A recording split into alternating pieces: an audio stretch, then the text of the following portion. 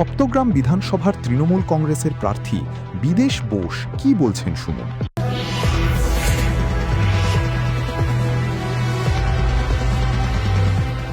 ভোটের গণনা চলাকালীন বিভিন্ন রাজনৈতিক দলের প্রার্থীরা আমাদের নিউজ 6-এর মুখোমুখি। সপ্তগ্রাম বিধানসভার তৃণমূল কংগ্রেসের প্রার্থী বিদেশ বোস কি বলছেন শুনুন। মানুষ কি করেছে তারা মানুষেরই ব্যাপার, একটু ভোট দিয়েছে মানুষ। আমরা তো নিরপেক্ষ, আমরা তো মানে বাইরের মাঠে দাঁড়িয়ে আছি, আমরা তো কিছু বলতে পারবো না তাদের মনের মধ্যে কী হয়েছে, কি কেন তাদের কী বলবো এটা হতাশা বা কী, সেই জিনিসটা তো বুঝতে পারছি না।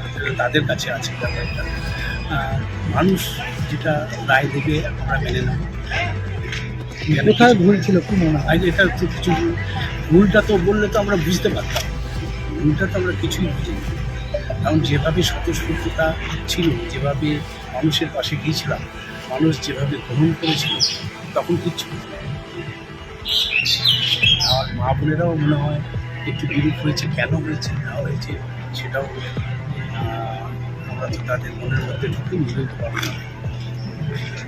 কিন্তু একটা নিশ্চয়ই একটা কোনো কারণ আছে যে জন্য মানুষের মধ্যে এত হতাশা।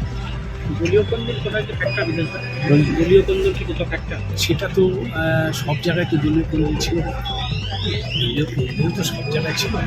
দলীয় কন্দল সব দলই আছে, সব কোনোটা বোঝা যায়, কোনোটা বোঝা যায়, কিন্তু আমরা তো বুঝি না। আমাদের দলীয় কন্দল কিন্তু আমরা বুঝি না।